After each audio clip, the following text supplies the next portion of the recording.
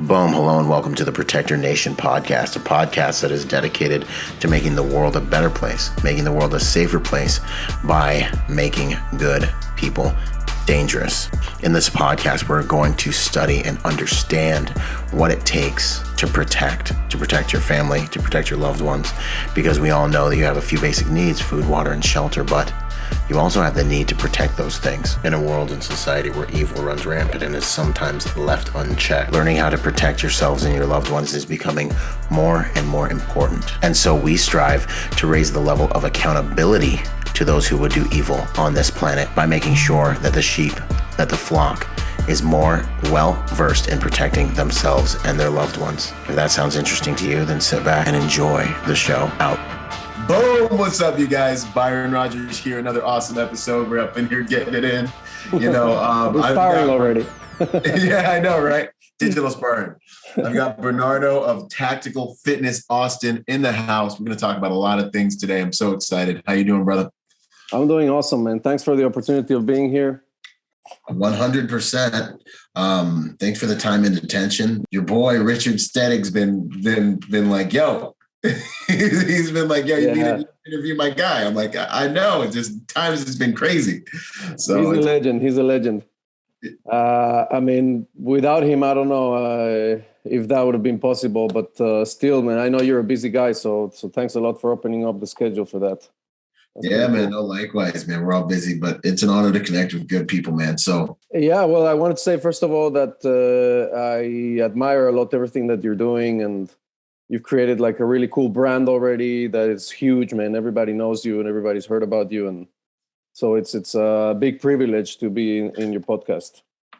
Thank you. No, I appreciate that, man. It's an honor and a privilege. I'm just like a dude trying to contribute, man. So once things start blowing up, I'm just like, wow, you know, we're solving problems for people, you know, we're getting things to good people that they need. And that really is what matters, man. So it's really cool. So yeah, I mean, it's awesome to have a platform too, that people can like learn and get better and like a positive thing. So that's been really, really rewarding, you know? So yeah, man, thank you for that. Yeah, for sure. Well, thank you, man. And like you said, like having a purpose, I think that is positive like that is what makes it so rewarding.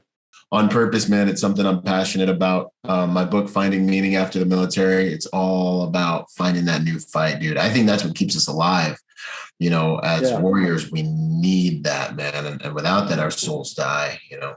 100%, man. 100%. I was actually, I spoke about it a lot with people because it took a while for me to make a decision to really leave active duty. Yeah. And, you know, I heard all sorts of things, but I remember a friend of mine told me the hardest thing about leaving the military is that you feel like you're not doing anything of value anymore. Like you feel like you're not doing something that matters, right? Because everything, I mean, when you're in active duty, in combat, you're dealing with life or death, right? Even if most of the times, hey, you might find yourself doing something stupid, but at the end of the day, the purpose is that, right? So it's an important purpose. It gives you value as an individual that it's very easy to understand. And oftentimes you see how in society, a lot of individuals can't really find value to their lives. It's so hard. And so when you leave the military after you had it like so good in that sense of finding value to what you do, suddenly you're out in the world and you need to redefine what makes you valuable. And it's very, very hard to do. This is the good stuff, man. We're already getting into the good stuff. That's 100% correct, man. That's how I feel about it. And I, you know, for those of you guys listening, find your new fight, find something that matters. Like you said, in the military, you have a mission. Everything is towards this mission. You know, my mission as a protector is to make the world a safer place by helping good people become more formidable, more dangerous.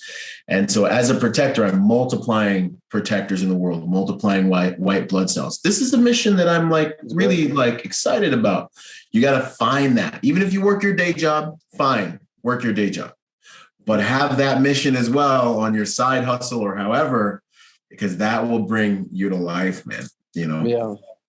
Yeah, that's that. I found also another thing I missed about the military is that you get paid to do cool stuff. Like, you beat people up or you shoot and like everything, whatever. Like, unless you're very certain jobs, you can't do that stuff anymore. Like it's an adventure, right?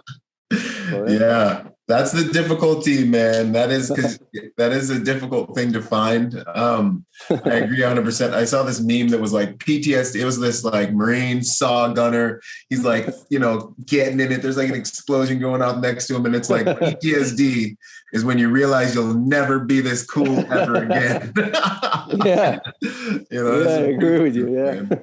So that's get out so there. good, man. It's just cool. Man. Sometimes you miss that with all the bad things that were around it. There's things like you're like, oh, I want to do that. I want to go to those places again. I want to do that stuff. Yeah. Yeah, man. Get freaking. I dump it into training. I just try to find the coolest, best training I can. Work out really hard. Get my combatives in hard. And that kind of feeds the beast and keeps it. Definitely. Otherwise, it's like being a Lamborghini forced to drive in a school zone at 25 miles an hour to occasionally. Yeah, 100%. 100%. That's what it can feel like.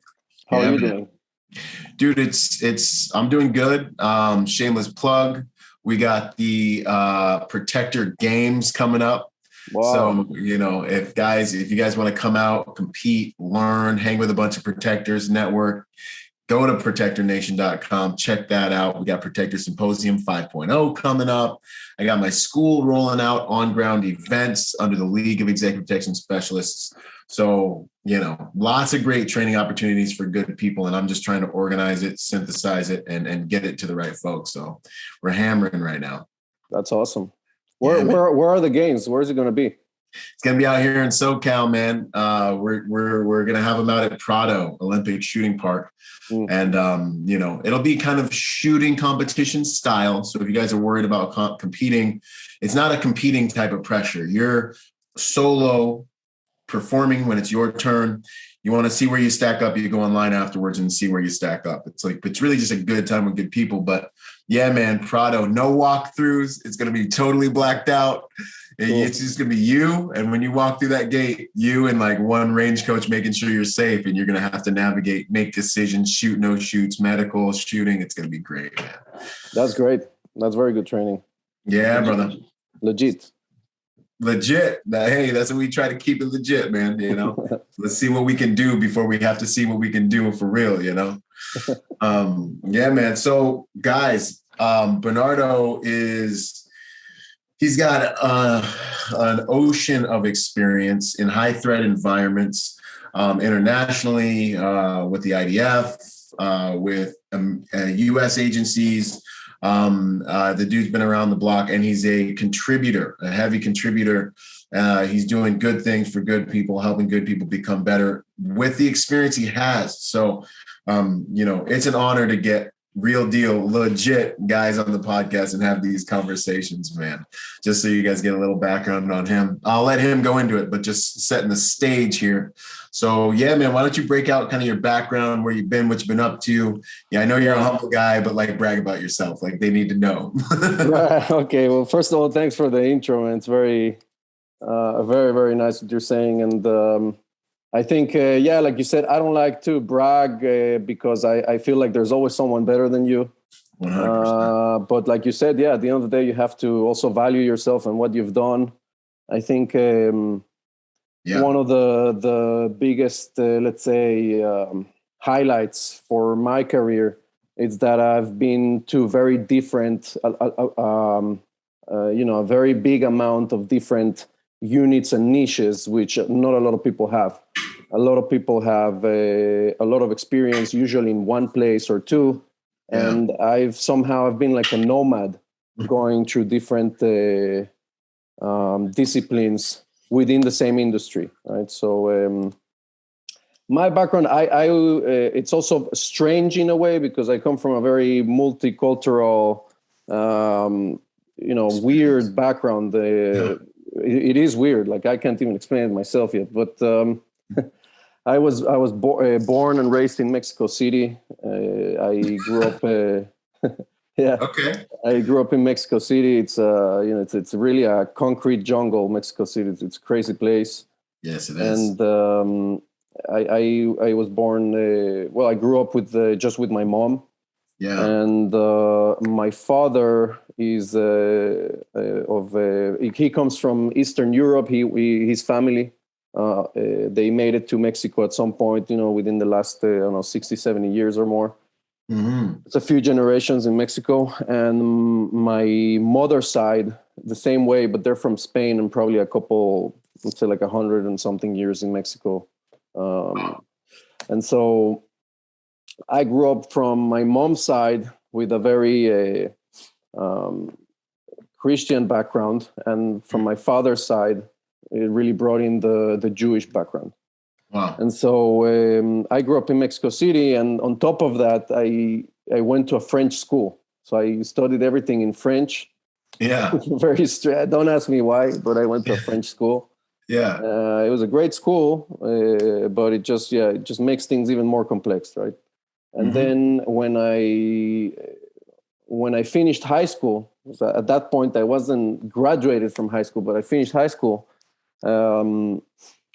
Then my mother somehow presented to me like this opportunity of flying to Israel and being there for like 6 months. And I was a prick, like when you're a teenager, you're horrible. And I was like, what do you mean I'm going to go to Israel? Like, what am I going to do there? She's like, oh, you can study the language. You can work in farming and agriculture. I was like, what? Do you think I'm going to work and study at the same time? Like, why would I do that to myself, right? But somehow someone convinced me that was a good move. And I did it. And then I went, and it turns out, like many things in life, you think you're getting into something. It's something completely different. Yeah. And it turned out to be the best time of my life, because it was like adult vacation, really. It's just, a bunch of people from all over the world. And I'm like studying the language really like 2 hours a day, just throwing paper at each other in the classroom, and working in agriculture, which is great. Working in the field, I love doing things physical with my hands. And then at some point, after a few months, I met someone. I'll never forget it. I don't remember the guy's name, but I met this guy, and he was in the military in Israel. He was an American who had moved to Israel, lived in Israel, and he was doing his military service. And he came back home from his service, and he had his uniform and everything. I was like, wow, like that looks really cool. Yeah. And he's like telling me, yeah, you should do it, man. And if you're like, if you become the machine gunner in your team, they told me, they're going to give you this machine gun. It's called the Negev. It's like a light machine gun, and you'll have a laser and you'll have night vision. It's so fucking cool. And I was like, my mind was like, whoa, like ta, ta, ta, ta, ta. Yeah. That's not a bad idea, right? And then what could go wrong? This is amazing. That's how impressionable you are when you're a kid, right? Like, just seriously, man. I think video games probably made me join the dang Marine Corps. Half of it was just video games. you know? Well, and you need to be lucky, because sometimes it could turn great. Like in your case, in my case, and some other times, bad influences can lead you to a really bad path. Oh yeah. But or you can die. And so I went and really started thinking about it seriously at that point. And I joined the IDF eventually. It wasn't just because they told me I would get a machine gun. I have to make a point about that. Mm-hmm. I really made a distinction, and I know we might want to talk about, people who want to join the military or want to get into this industry through this career. You have to find something that's bigger than you, because it's otherwise you just don't make it through the hard times if you're not doing it for something bigger than you, in my opinion. All right, that's what I think. Right. But like I said, I grew up from my father's side, the Jewish side, and I learned about the Holocaust and all of these bad things. And so I was like, you know what, I'm going to do my part to make sure that doesn't happen again. At that point in my life, that was what justified me going into a military, risking my life, which is a serious thing. You have to do it for something bigger than just the adventure, I think. Yeah. 100%. And like you say, you're a protector, though, so that's a real reason to do things, which also became my drive later on in my career, because things a little bit changed in my mind. Yeah. But, so that led me to joining the military, and I went into the infantry. I was in a regular infantry unit for about a year and 4 months or something like that. And that was a cool experience, become from like a kid, a boy in high school to being a soldier. Mm-hmm. After that, I was about to get out. I was getting out of the military already. I didn't have to serve any longer, very short. But there was the Second Lebanon War that happened. This was 2006. And I had a friend of mine who drafted with me to the infantry. And then I was out. I was already like processing getting out of the military, and he was still in. And then the war broke out. And I'm like trying to go back with reserves, trying to do all this like, bureaucracy, whatever. Yeah. And Israel's the land of bureaucracy, right? But and then my friend, he died in battle over there, and I don't know, something hit me about it, like you feel, hey, I wasn't there, right? Like we drafted together for the same reason. Like we were pretty much brothers at that point, just because of that. Even we were friends. And then he died in battle, and I just wasn't there with him. I wasn't there with other people that fought. And so I felt like I felt guilty. Yeah. And I felt, you know what, I just didn't do what I had to do. And I processed getting back into the military. Nice. And it took me a long time to be able to, again, fight the bureaucracy now going back. Yeah. And eventually I was able to draft back into the military again. And I wanted to go for Special Forces. And I was able to do the Special Forces battalion of the same brigade that I was in. Which is a unit that's it sort of has some like a recon battalion elements, and it has some elements like from like a ranger regiment unit, because it has some counter-terror capabilities. Nice. But I would say it's a second or third tier special operations unit. But it was a great place, and I went through very hard training at that point. Like I thought just passing selection would have been the hardest thing. It turned out it wasn't. Like just I had another 9 months of training, and the whole thing is really like a selection course, because you can be kicked out at any point. Yeah, it was very hard for me because I was still young in my mind. I didn't have a network of support. I was an immigrant, still didn't speak the language well. Like all of this I'm doing, when I talk a language, I talk it, I half-ass that language. I don't, I'm not fluent completely. I'm not fluent with the culture or anything. And I'm doing something very hard, because at that point, well, like, how we always say, hey, in my time it was like this, and now it's like much easier, much easier, much easier. Well, it's always like that. It's always like that. Everybody when I was in, exactly. Butt naked uphill both ways. You used to spit your bullets out your mouth at the targets. Yeah, man, that's right. But some of the things I think were challenging, even by old school standards. At that point, the Israeli military didn't have there wasn't so much.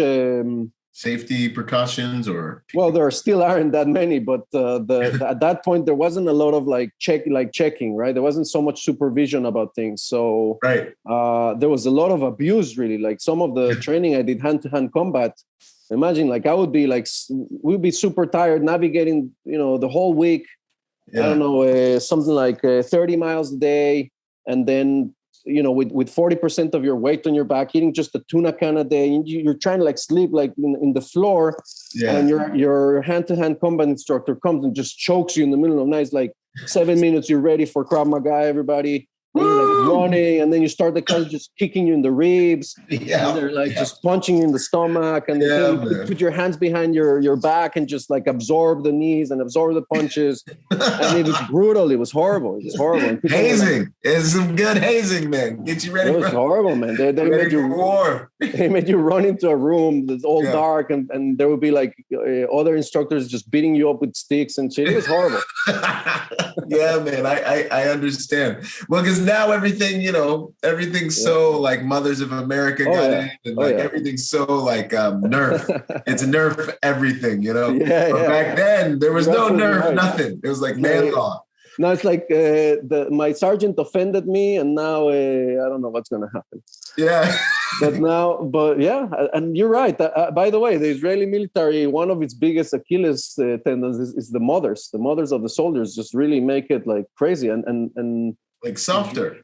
yeah, and Israeli mothers, they're very like, they have no shame of anything. Yeah. There's no boundaries. So they'll call the platoon commander, they'll call the brigade commander, and they'll be like, and I know, and they know someone who knows him. Like, it's just impossible. Because Israel's small too, man. Very small, very small. Everybody knows everybody's stuff. Yeah, man. absolutely. And man. yeah, but it was very brutal in that sense. Mhm. And obviously, you know, well, everybody can achieve that, but it was hard. There was also the element of selection in the team. So, you know, you don't know if you're going to finish. Not everybody finished. A lot of people were kicked out. A lot of people were injured. And all right, so I got through that. And then we had combat operations, which were also, by today's standard, what's happening in Israel. It turns out that it was like some of the things we were doing were crazy. Yeah. I'm not comparing it to the rest of the world, but to what's happening today in the West Bank, in Gaza, like some of the things we were doing at that time. This is 2007, 2008. It was the end of what they call the second Intifada period in Israel. There was a lot of action. And so we had IEDs in towns that you had to be aware of. There was a lot of armed militants you had like firefights with. In the north, there was engagements with Hezbollah with rockets and mines and mortars and like hijacking operations from their part, like you name it. There was really a lot of everything. Mm-hmm. And we would do a lot of really crazy stuff because, for example, I remember some of the best missions that we had, in my opinion, were a thing that was called like an urban ambush, we called it. Okay. So we would sneak into a town, like in the middle of the night. We would, you know, like walk like really quiet and like we would like make sure that all our clothes smell like smoke, or we'll bring like some meat traps for dogs so they wouldn't like bark too much. Yeah. And then sneak into like a town by teams to certain corners of the town. The towns at night in the West Bank, they're empty. They're like, unless it's a very big town, they're usually, the streets are completely empty and quiet because they're not nice places. And the only people that go out at night are people who want to fight. You know, they want to shoot firefights. And so we would wait in corners, just quietly wait in corners, like in the dark with night vision. And if someone armed is walking around, you know, and sometimes they go and shoot in the air, or they just walk around with their AK-47s like that, then we just take them out like on an ambush. You know, it'd be like 7, 4, 2, boom. All 3 team members shooting at the same time. And that was pretty cool because it's like, I remember, you know, in my head, you know, parts where I'm like standing outside of like a house where I can hear the TV in the living room on the other side of the window. Yeah. And I'm on the other side, like just with my machine gun and my night vision, waiting for someone to pass in the corner, right? A lot of stuff happened on those missions, and it was great.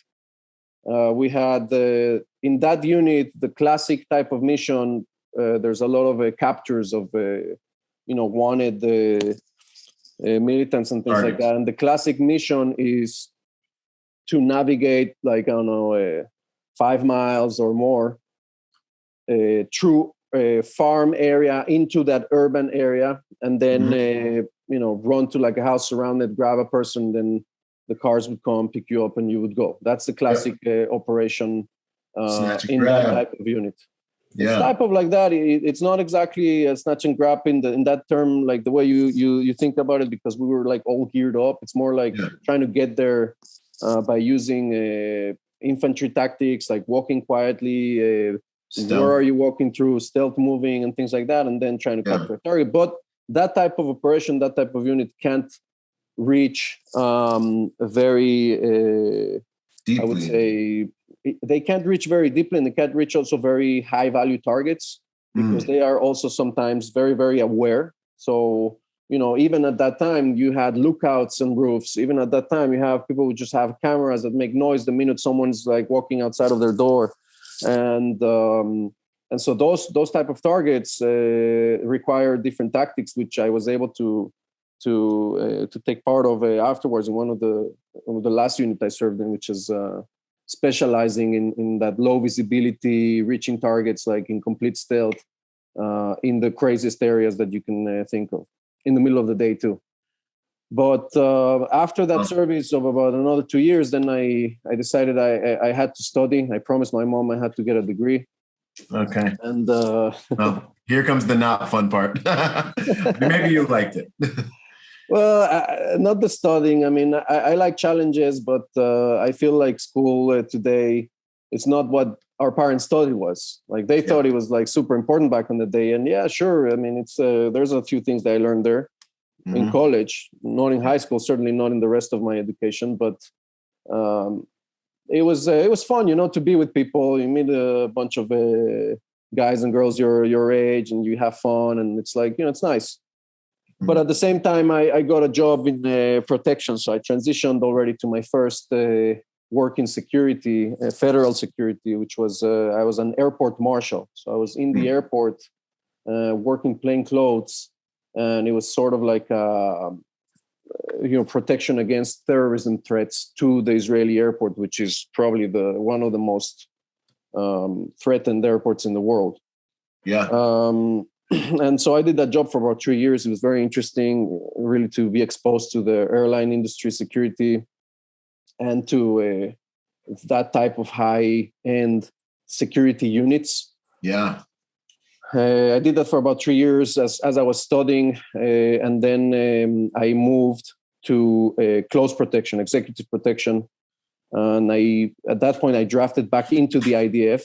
So this was the job I was doing was in the security division of the security agency of Israel, something like between like an FBI to a secret service type of organization. Nice. And then I moved back to the IDF, to the Israel Defense Forces. The army has a unit that's in charge of close protection for the chief of staff and other high-ranking generals and delegations. And in that unit, I was the primary for the chief of staff and the previous chief of staff, who was also still protected by us, and delegations abroad and generals going on secret meetings to other countries and things like that. And so that was really cool to get exposed to that. After that, I was offered to be an instructor for the school that teaches all of these security units and some of the special units of the IDF. It's kind of like a combat school, a combat and security academy that's called Arazim. And that school is very respected in Israel. It's really the best combat school in the country. And I think it's a very good school also worldwide. I'm not obviously I haven't been exposed to all the options, but from what I've seen, they have a pretty good standing. It's a very professional school. It takes things very seriously. There's a lot of research behind things, testing, and they take the profession of teaching very seriously, which is something that not a lot of people do, or they don't see the value in it. And so I was there for another 4 years, which as an instructor, I was also able to work part-time as an air marshal and work also part-time as part of the counter-assault team of the dignitary protection unit. Nice. And, I was teaching all the dignitary protection agents, their courses, their qualifications, their refreshers.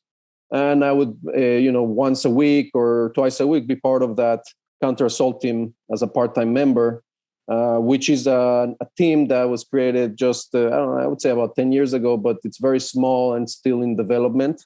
That was a cool thing to do.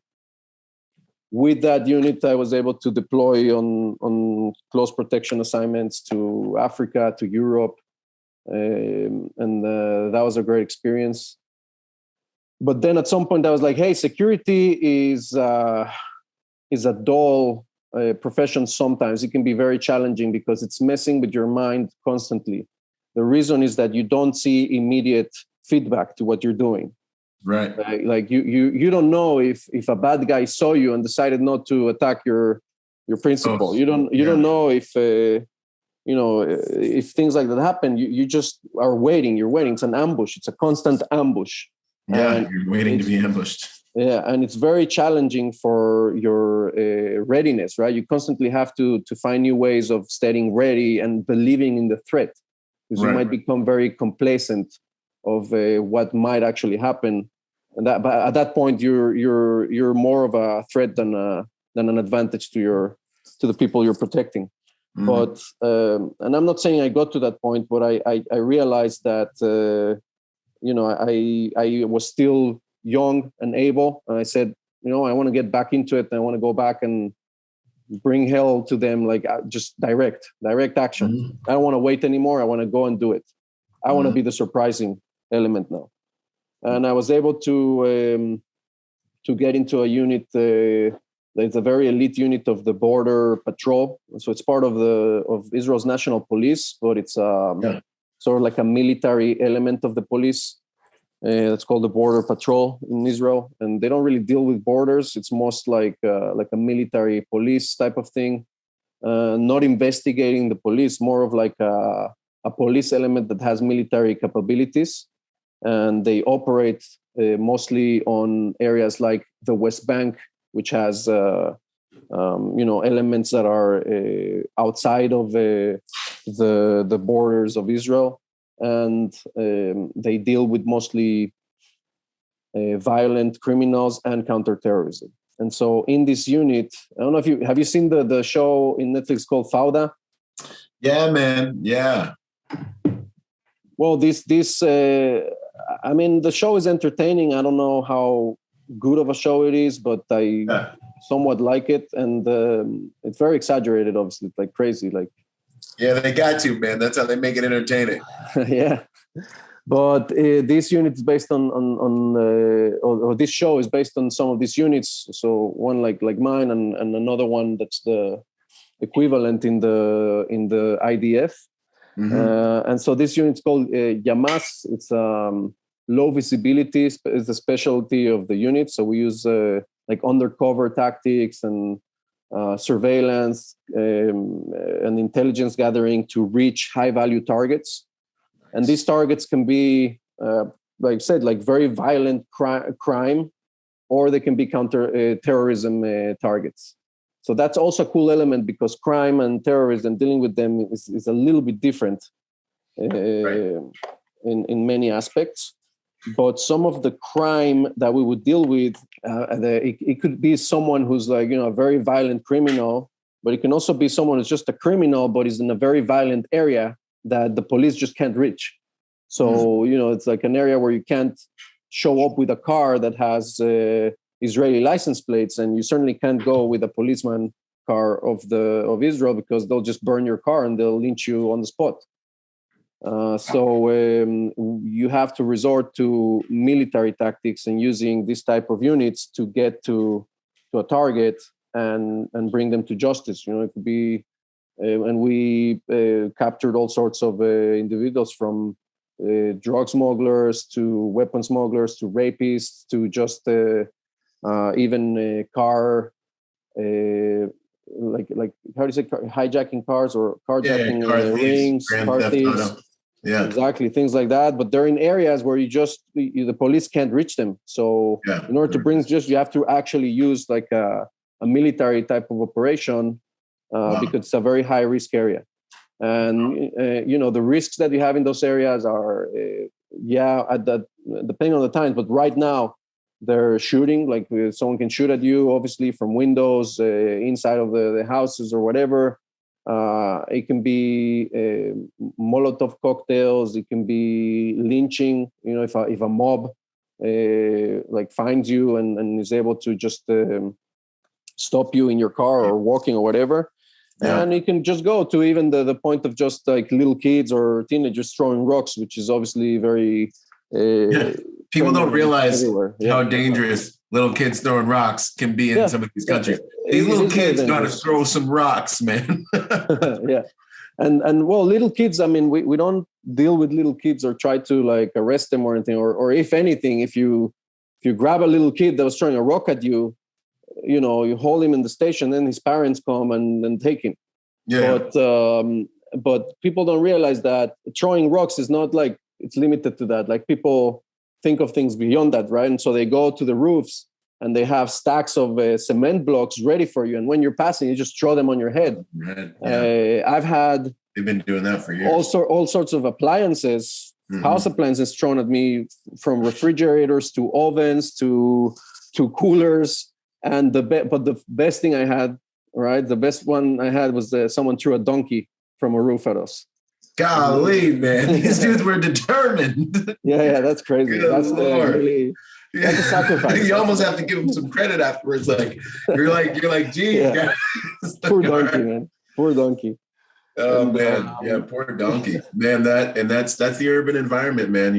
Like you're trying to stay close to the buildings, you're trying to stay safe, and people are throwing things off the thing. Kids start throwing rocks at you, and the next thing you know, you've got a mob you're dealing with. Yeah. And you've got to make sure you and your guys can get in and out. It's very, very challenging. One of the operations we did in a city of the West Bank, called Kalandia, a very dangerous place. We couldn't get out. We were in the middle of the day also for some mistake. Officers always ruin everything. And they planned it terribly. And we were like in the middle of the day trying to get out of that town with a target that we captured. And we couldn't, man. Like there's people like in every roof, like groups of 20, 15 young men, 15 to 25. Yeah, military. And just throwing everything they could at us, shooting at us from corners. And we had to like fight our way out, but with injured people. Like I had a friend at home for 8 months with like a really bad concussion on his head from rocks, from a big rock. He was lucky that he got back to normal after about 8 months, but you can 8 months, wow. get brain damage forever. People broke arms, broke legs from stuff thrown at them. Wow. And the thing, and from shooting, fortunately no one was hit from the shooting, but it can get very dangerous, and so we had to shoot our way out. You actually have to shoot your way out to be able to leave the place. So it's very hard in that sense. Another, like, I don't know if you want to talk about like missions, for example. Yeah, we can go into it. But one really cool mission that I had was, and this is the thing, you'll see, a lot of people don't understand, like, what is the West Bank? What is Gaza? What is Israel? And so it is very complicated. Honestly, like it took me a long time to even understand it myself. But we were doing a mission to capture some drug, like a drug. Some drug dealers, some mafia. Drug dealer, mafia, weapon smuggler in a Palestinian town, because he also, in addition to his profession, he had murdered other Palestinians in the town. So in that town, the security, right, the element is in charge. Israel's in charge of it, and so we were sent to capture this person, and we decided to do that in the middle of the day. And so we used undercover cars to get as close as possible. Like, just to understand, in some of these towns, you can't even drive a car in all the streets. Like, there are certain streets where you can drive a car, and they're packed with other cars. And then to get to the location of this individual, you can only do it by foot, because the streets are very narrow alleys. There's no way you can reach in a car. Maybe in a motorcycle, a small motorcycle, there's also steps going down. They're also built in like the craziest hills, and you just can't reach anywhere any other way.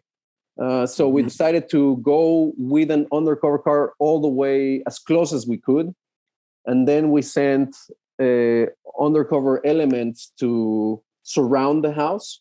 Yeah. And the plan was that once they surrounded the location where it was, we would release like a full gear team from a certain location, then just reach the house and breach and reach our target. And so the undercover elements that went to surround the house were made, because the alley is very narrow, and anyone who walks in that alley is subject to to someone like checking you out. And so they check them out. And everyone in these towns knows who everyone is. Exactly. And the second you show up and you're a combatant looking dude, they're like, okay, they're like, who is this dude? Where is he from? And what is he doing here? It's very hard to do undercover stuff, man. Super hard. And well, the thing is, like I said, this individual had just killed someone else in the town. So he has rivals. And so what the lookouts thought is that rivals were coming for him, probably. They thought someone from the rivals was coming to try to hit him.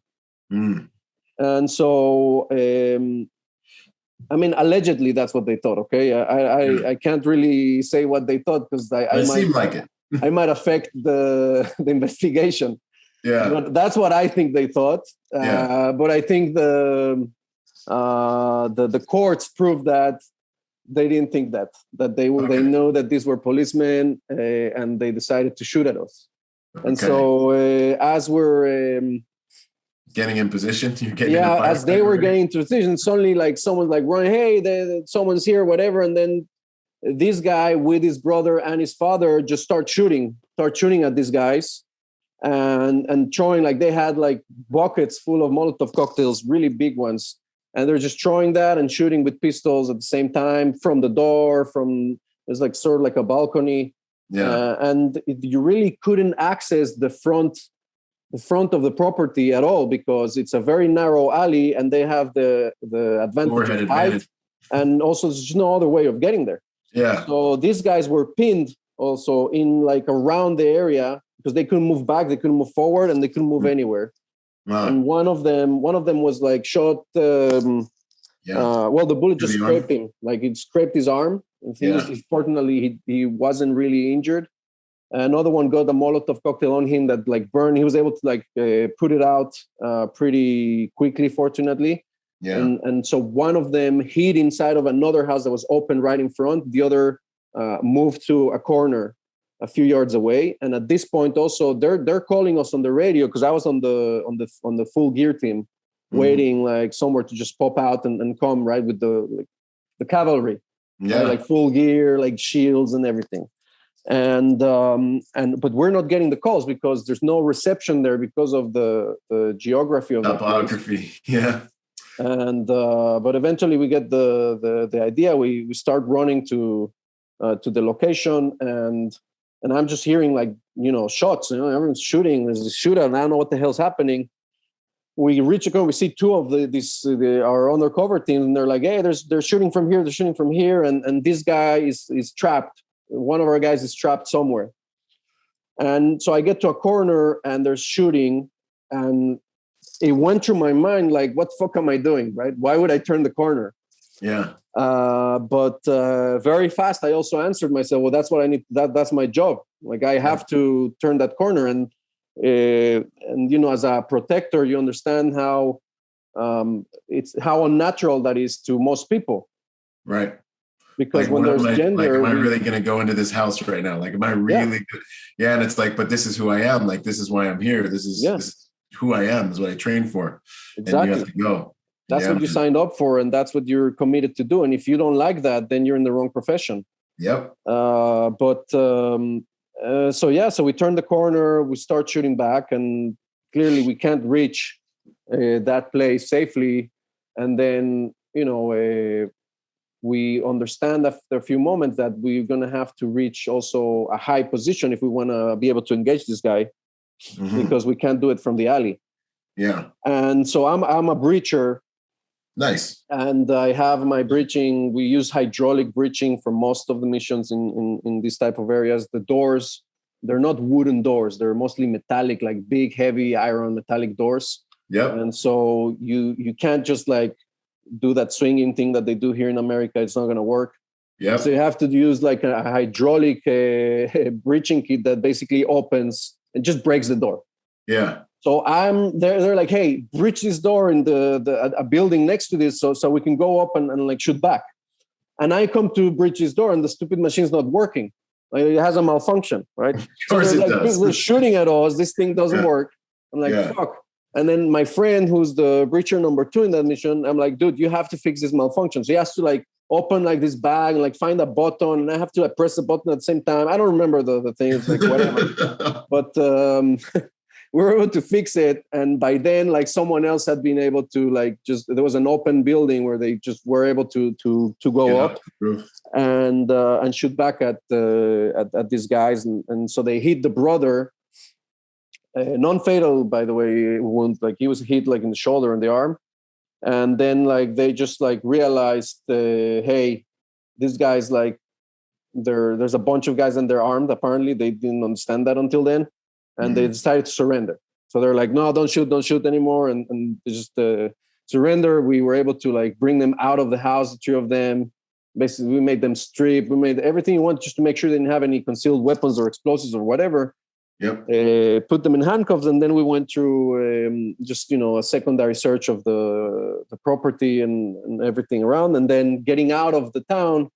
At this point, because of what happened, so we already have like drones above us, like looking, telling us what's happening. Like the entire pretty much border patrol of that area came, and it's like securing. So it was an easy getting out, but. Yeah, but that was a cool mission. I think there's a lot of elements there that mattered to me, like planning. Possibly we didn't plan it well. If this guy was thinking that someone might come and kill him, then he's ready, right? Then maybe we shouldn't have approached him in an undercover way where someone might be confused. Another thing is maybe doing it in the middle of the day wasn't the right choice, even though. These guys at night, they know that someone might come get them, so they move from location to location. It's very hard to do, but as you know, if there's money, if there's resources, you can find these people, right? So it's just again, officers ruin everything. And then human element, man. Another thing is your gear, right? Your equipment, like. Do you take care of your equipment? And I take care of my equipment, but that day someone else checked my equipment and not me, and they fucked it up. Yeah, yeah, that's a big one. And then take your own load out. Do you know how to fix your equipment on the spot? And if it's not working, then you have to breathe and think of a solution, right? Like not everybody is going to think right away, even as obvious as it seems. Yeah, you have to get to high ground. It's not that obvious when someone's shooting at you. So you have to be able to remain calm, breathe, and then think of a solution. And another thing I saw was when we were doing the secondary search, they brought like other units to assist us. So they brought like this K9 police officer unit from the border guard, not part of our unit, and they were like with us in the bridge. And I was like in a place where I'm searching this place where someone just shot and threw shit at me. And I look at this guy, and he's like looking at his messages on his phone. I was like, "What?" Like that just shows you the focus, right, and the mindset in which you can take things, and how it differs within units and levels, right? And so we can see that also even at the whatever level how important that can be. Yeah, man. Man. That's about my service. Pretty much, I was an instructor of defensive tactics because I have a martial arts background, and also firearms instructor. And now I decided, hey, that's enough. I want to take it easy more. I want to improve my life quality. Mm-hmm. And I had an opportunity to come to America and work for Tactical Fitness Austin. And so I've been here for about almost 6 months in Texas. And teaching primarily firearms, Krav Maga, doing security consulting as well for different companies. Yeah. And I love it, man. I love the United States. I love Texas, and I love everything, every privilege and freedom and rights that Americans have. It's so amazing that some Americans have even forgotten how great that is, and that is sad. Man. Yeah. It's like rich kids, man. They don't know how good they got it. They never see the world. 6% of Americans have passports, and they're moaning about America. I'm like, if you don't have a passport, you don't get to say anything about how good or bad the country. You don't, man. Then you haven't experienced no awareness. Yes. People, the worst thing is when you don't know what you don't know. That's the worst type of not knowing. Yes. Yeah, that is the worst kind. And then the second worst thing is when you think you know, but you don't know. When you think you know something that's wrong, that's the worst. It's like, okay, now I got to try to, fight your ego and educate you and stuff. Yeah, man. No, that's good stuff, man. No, thanks for those stories. And you definitely dropped some really important things, man. The calmest fighter is the best fighter, the guy that's able to think no matter what's going on, stay non-emotional, stay focused, and prioritize and execute, man. This is what helps you survive, whether it's a freaking fist fight in an alleyway and you're grappling, or it's a tactical gunfight where they're maneuvering on you. You better be maneuvering on them. And you've got to be thinking, man. This is the ultimate weapon up here, man. I love that stuff. It's part of everything. Yeah, man. What would you say? I heard you mention Krav. This is like totally off script, but what would you say about Krav Maga and its effectiveness in physical combat? I know some guys, like the jiu-jitsu guys who I love, they're always like, it's theoretical, man. They're like, if you can't practice it at speed, whatever, Right. What do you think about that? I think because you do a lot of it. Yeah. I train jiu-jitsu too, by the way. I think jiu-jitsu is great. But like everything, it's not black or white, it's gray. Yeah, nothing's the full answer. Nothing's full answer. But I'll tell you something. This is a really interesting subject because Krav Maga could have been great, all right, or was great at some point, and right now it's struggling. The reason it's struggling is because it's been commodified. And so money starts messing everything up. Man. Yeah, it just became moneymaker. It became a moneymaker. If you go to most Krav Maga gyms today, you're going to find soccer moms and, IT specialists. There's nothing wrong with soccer moms or IT specialists. I have a lot of respect for everybody. But the point of the matter is that when you walk to a boxing gym, things are a little bit different. You find different type of people. And the people who come to Krav Maga gyms know this. And so, unfortunately, what I experienced teaching Krav Maga in the civilian sector is that, a lot of people are looking for shortcuts. They're like, hey, boxing looks hard. It looks painful. Jiu-jitsu looks hard. It looks painful. It's going to take me a long time to be good. But here's this Krav Maga where this instructor that's also a lot of really good instructors out there, but some not so good, is telling me that it's very easy and very fast. And in 2 hours, I'm going to learn how to defend myself. So where are they going to go? And what they lack there is the understanding that everything takes time and everything takes effort. And what you put in is what you get out, right? Yeah. And so people who go to traditional martial arts more, they tend to understand that better, right? There's a belt system. I don't really believe in belts so much, but there is a belt system which takes a long time to climb in most gyms. And there's also, levels like even in if you're an MMA fighter, there's people who train MMA, there's people who fight at an amateur level, there's people who get to professional level of fighting, and obviously people who become champions and legends. But all of that takes many years and a lot of effort.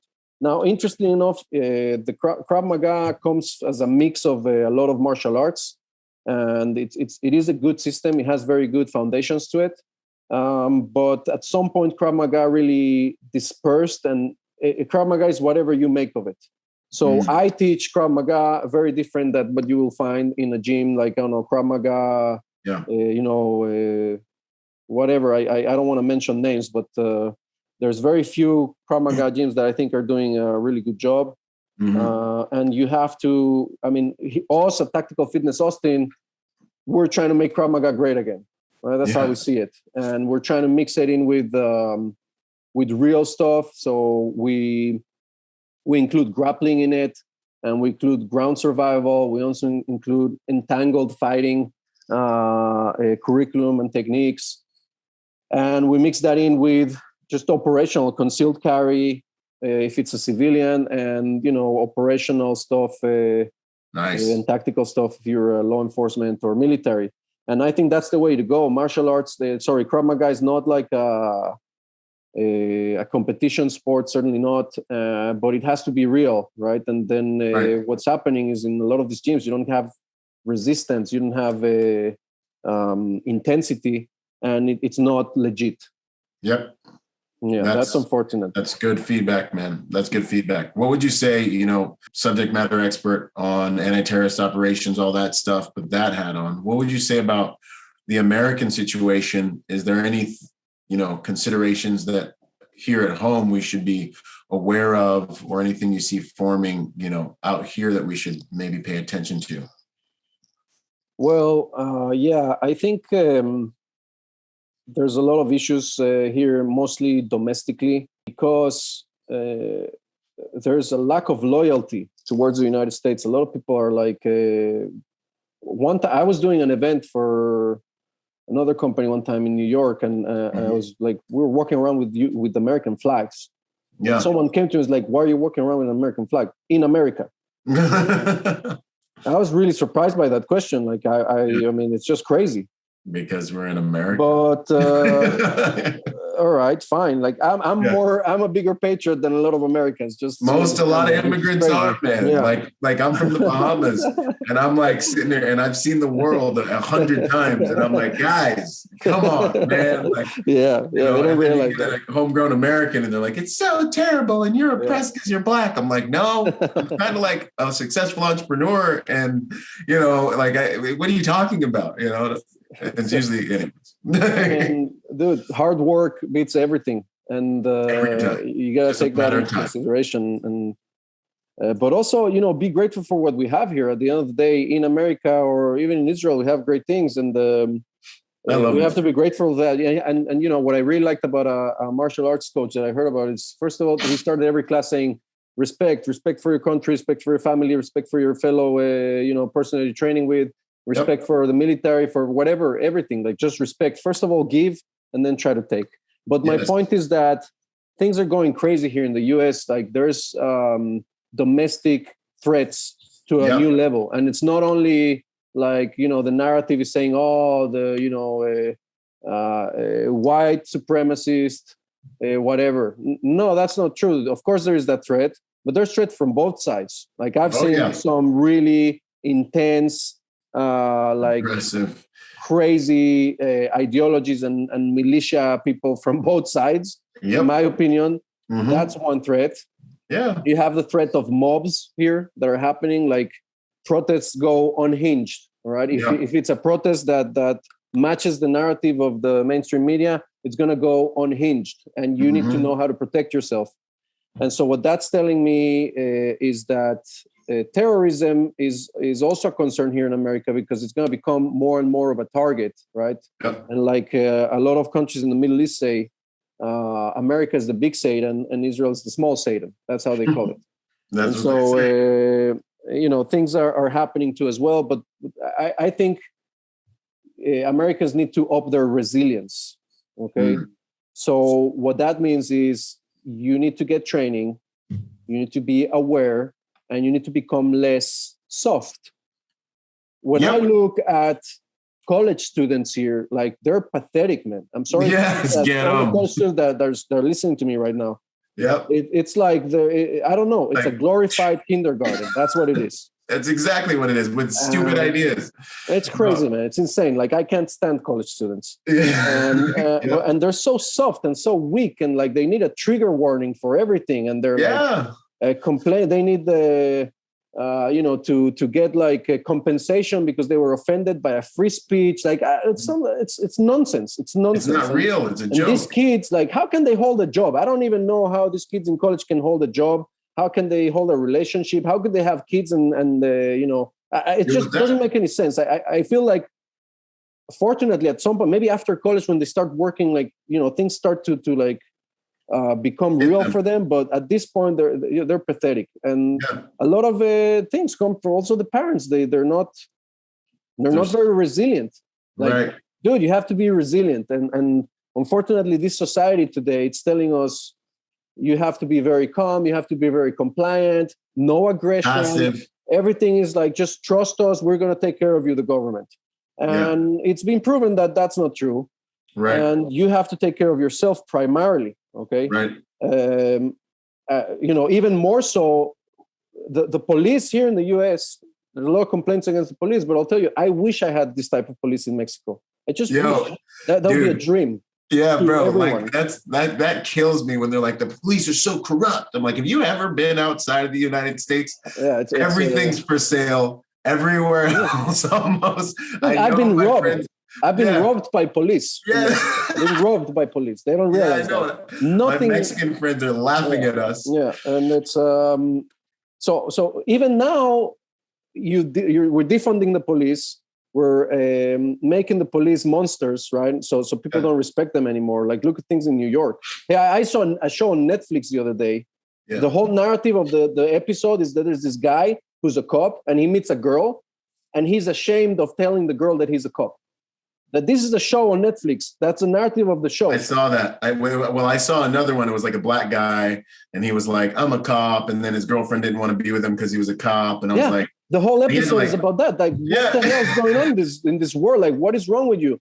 He should be proud of being a cop and everybody should respect him for that. Are there bad cops? Of course there are bad cops. There are bad people and good people everywhere. But, in every race and culture in the world. But people in America don't understand what it is to not being able to rely on someone answering the call and coming.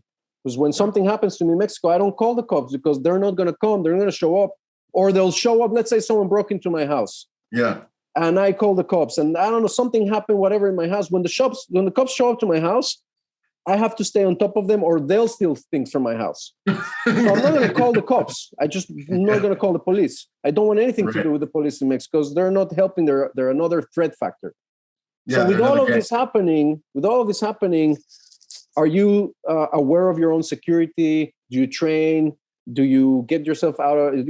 Are you able to protect yourself and your loved ones? And that's what I think makes a difference. Hey, look at this guy in a church, right? About a year ago, there was an active shooter shows up at a church, wants to shoot everyone up. And this old guy stands up, takes out his gun and takes a headshot at like 25 yards under pressure with his whole community looking at him. That's a hero. And that's what you need to do if you're an American. You need to prepare yourself. Hey, if not for something like that, for something in that direction, like be able to protect yourself and your loved ones, because that is the truth. That is the reality. And that's where I come in. Call me for training or call Byron for training. Yeah. Let's make it happen. All right? 100%, because you're only as good as what you can protect. Protection is the one skill that gives you the ability to maintain and keep and enjoy the things you love in your life. It's like an insurance policy. You've got to, it's a human right. You have to be able to do it. And it's not enough just to be good and to be nice. You have to also be able to protect. Otherwise, you're a good victim. You know, it's like Jordan Peterson said, right? Like, be a monster, but learn how to control it. Yeah, that's the best way. Or that Chinese thing that says it's better to be a warrior in a garden than a gardener in a war. 100%, man. No, I love that stuff. It's the truth. Let's see here. CQB, man. You've done a lot of CQB, CQC. If you were going to give someone like a tip about moving in an inside of a building, just a quick tip on that, what would you say? Inside of a building. Well, here's the thing. Like, first of all, there's a lot of things that, like, you need a reality check in terms of moving inside of a building, because a lot of things, let me put it to you this way. The best unit in the world, Delta Force, in my opinion, when they're coming to do CQB in a house, they have a thing that's called the surprise element. A huge surprise element. They're able to get to your door and you don't even know they're there. Okay. Yeah. This is big. Do we have that advantage? If I'm running into a house and doing something like that, I don't. Yeah. So I have to understand that and move in a very, very deliberate and protected manner. I have to understand my abilities and my inabilities. I was one time, there was a terrorist attack in Tel Aviv. Like, some guy just took out a machine gun and started shooting at restaurants and ran away. And everyone in Tel Aviv was looking for this terrorist. Like, we were out in the streets, like anyone who was military or law enforcement or had a gun was in the streets running around with a gun. I love that about Israel, man. Yeah, I want to see the same thing in America to an extent. I want Americans to be proactive about security. Something happens in Israel, like white blood cells, like people start converging. You know? Yeah, that is true. That is true. That is an advantage there.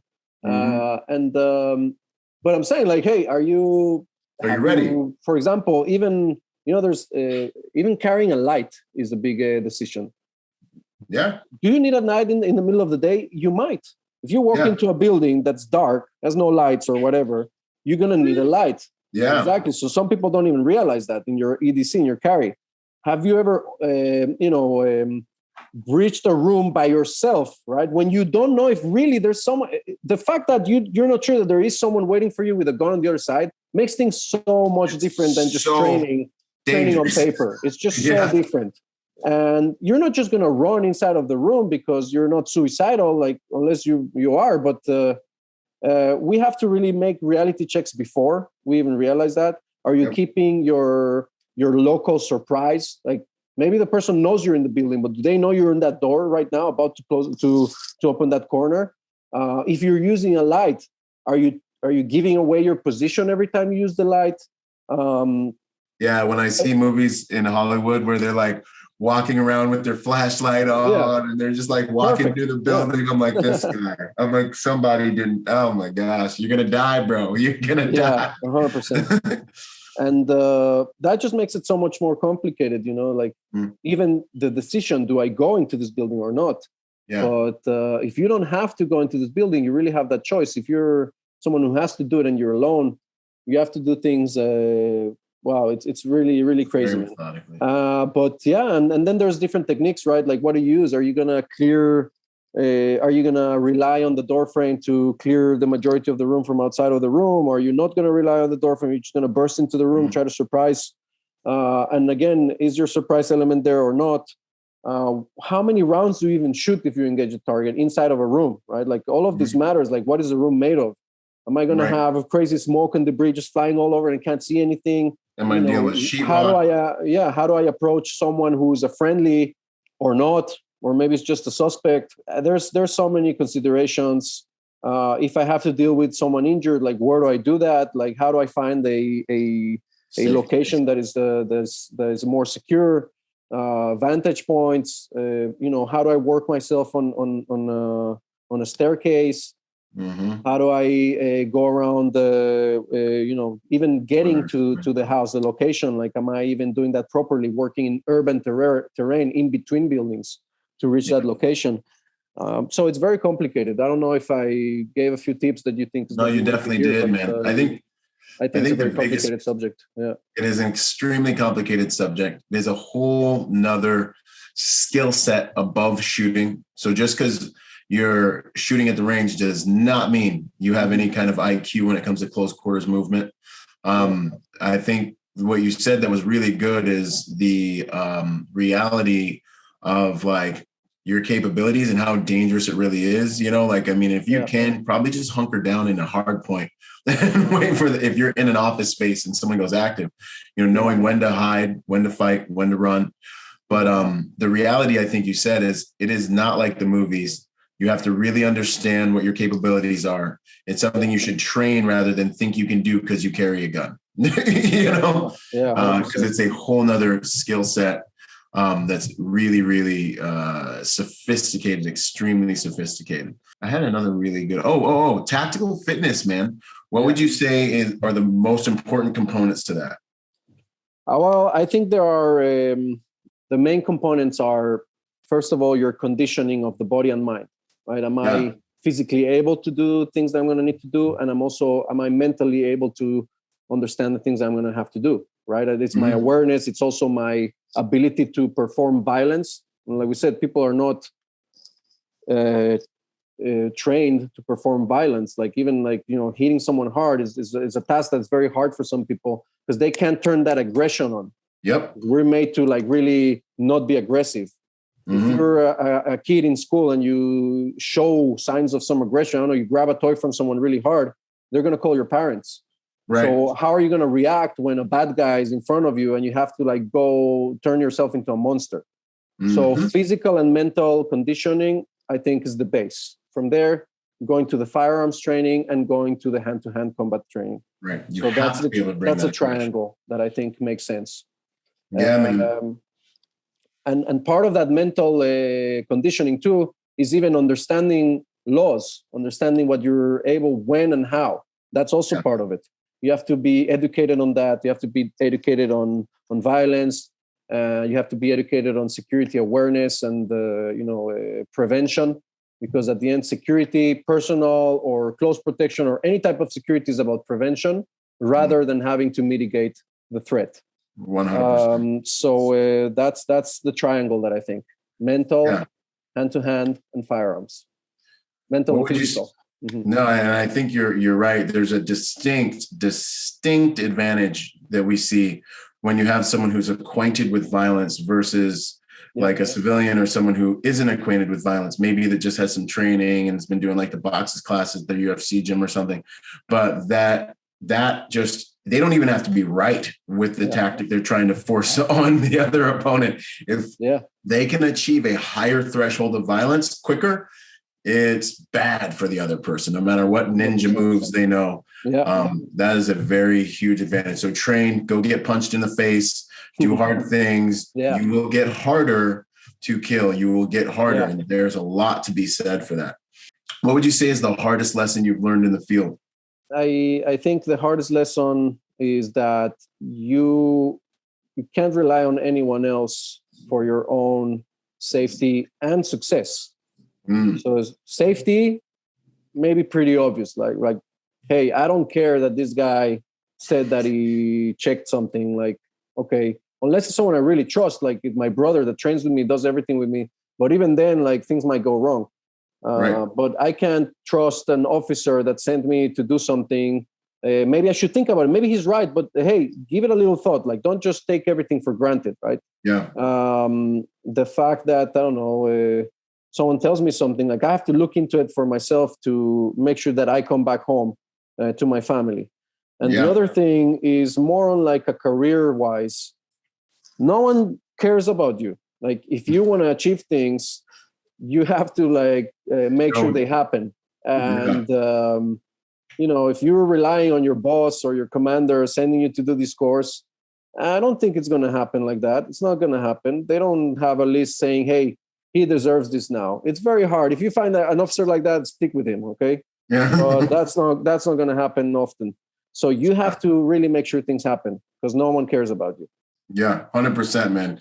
Your mommy's the only one that cares you, love you unconditionally, and she can't help you. So, you know, your life is up to you, man. That's 100% good advice. But also, consequently, you have to realize that it's not about you. Like when I'm in the military and law enforcement, like, hey, I can complain about everything, but I'm not here for me to be 100% happy about everything. I have to find that balance. Like I came here to give. I came here to put myself in shitty, dangerous, annoying situations for the sake of protecting other people that can't do it themselves. Yeah, 100%. It's not about you. That's huge too, man.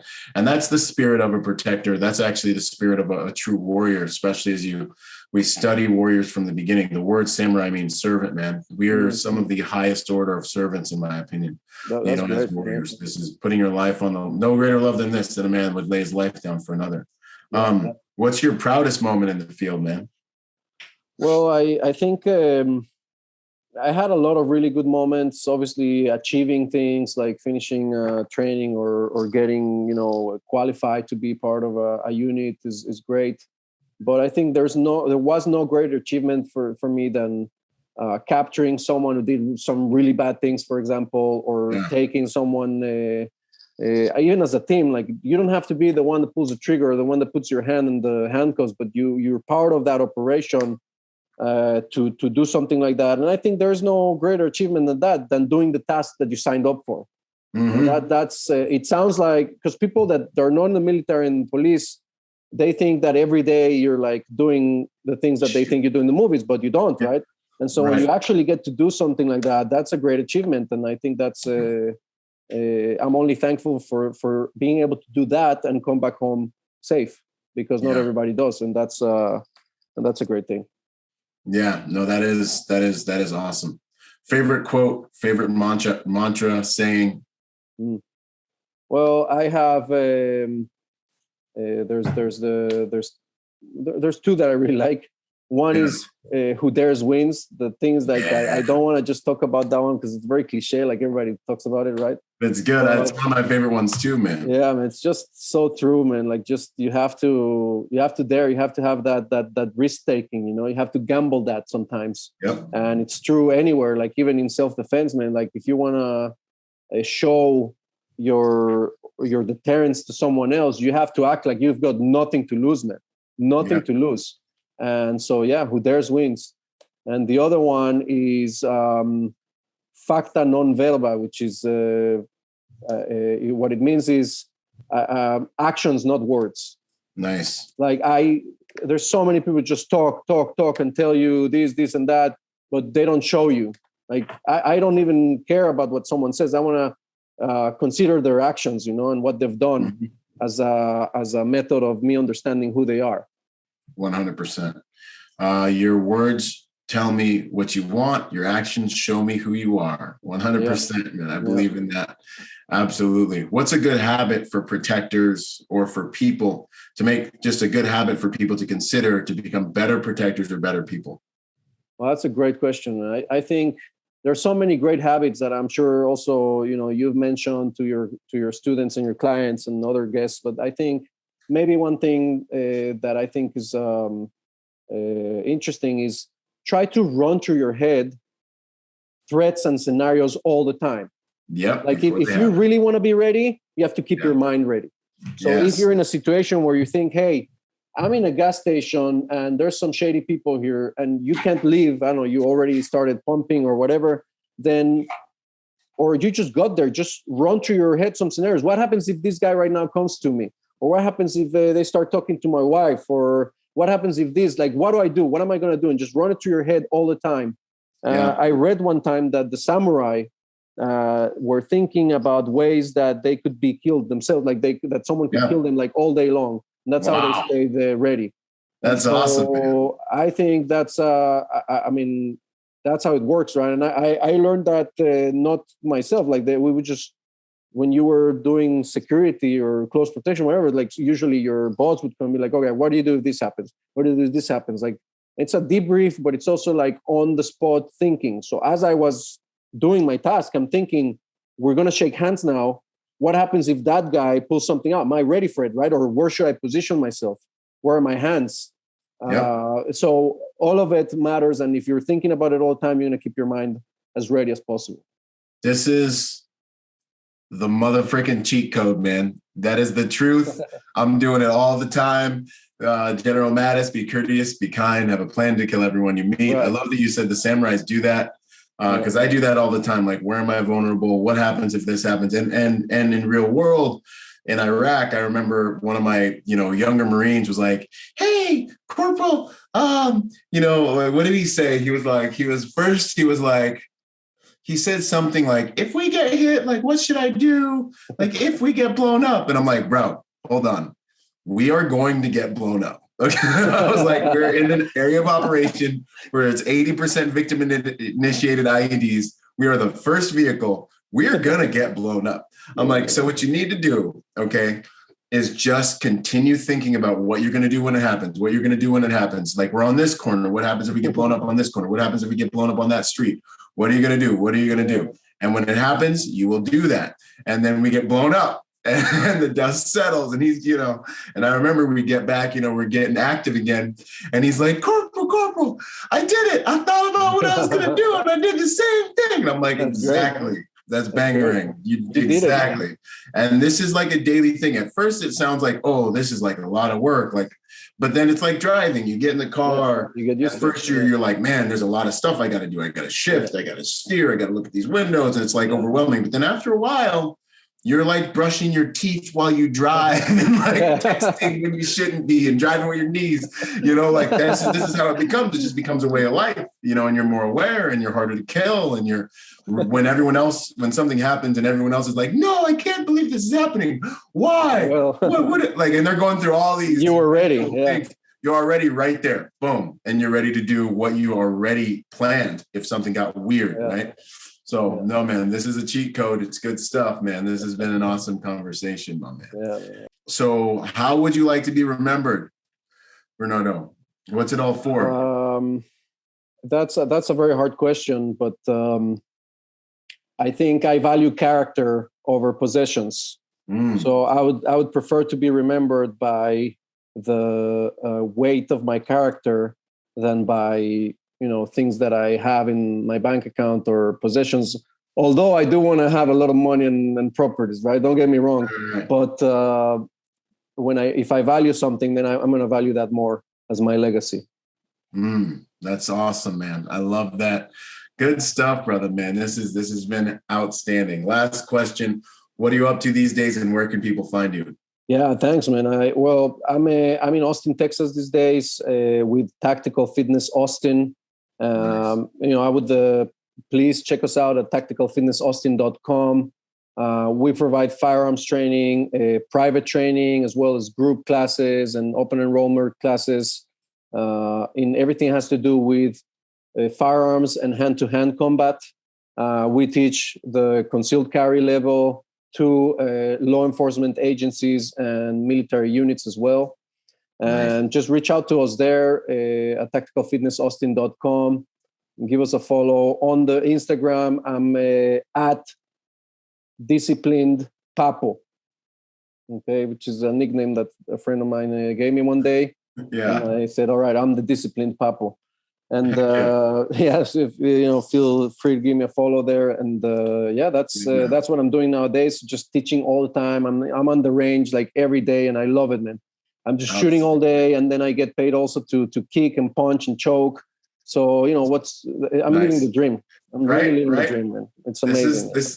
That's awesome. This is the appropriate, like, when a warrior comes home, like to pass all the stuff that you've experienced and done and the edges that you've sharpened, to be able to pass this stuff. I think it's the appropriate next move for guys. And what's really funny is I was offered before, like with the job, I was also at some point offered another job, which was paying, it's a lot of money and everything, but I was going to be working in an office with a suit every day and being like director of security of a big company. Mm-hmm. And it's a great job. I'm not saying I didn't appreciate it, but I was like, dude, I want to be out in the range and I want to be out in the mat.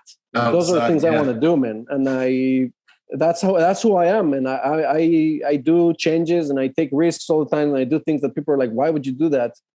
Hey, then I turn to them and I say, that's why no one will remember you. Yeah, that's why no one will remember your name. Yes, Achilles, man. I love that thing. He's a big guy. I wouldn't want to fight him. And that's why no one will remember your name. Boom. I love it, man. Dude, good stuff, man. It's been fantastic to have this conversation. I'm glad super happy that you had time to have me in your podcast, and I'm really grateful for it. It's been really awesome, man. Thanks. Awesome, man. It's an honor to canonize and crystallize this information, these experiences. You're the real deal. You're legit. So, it's an honor. Good to go. You, man. You're legit. You're the real deal as well, man. I'm really privileged to be in your podcast. Thank you. Thank you. It's an honor. So send me those links. We'll put them in the show notes for where people can find you, brother. Awesome. Thank you. All right. Thank you, man. Awesome meeting you online. And I hope to talk to you again soon. I don't know if wherever you're going to be, or if you're in Texas, or if I can come to California or something, man, I'd love to link up and do some training, or, just hang out, get a coffee or whatever, or do a workout or anything. Heck yeah. You can kick my ass. You can, pick me up. Yeah, right. And, good to go, man. Now we'll get after it, man. I'm sure I'll learn a whole lot. All right. Solid, brother. We will talk soon. Right, man. Boom. This is my MCK. There are many like it, but this one is mine.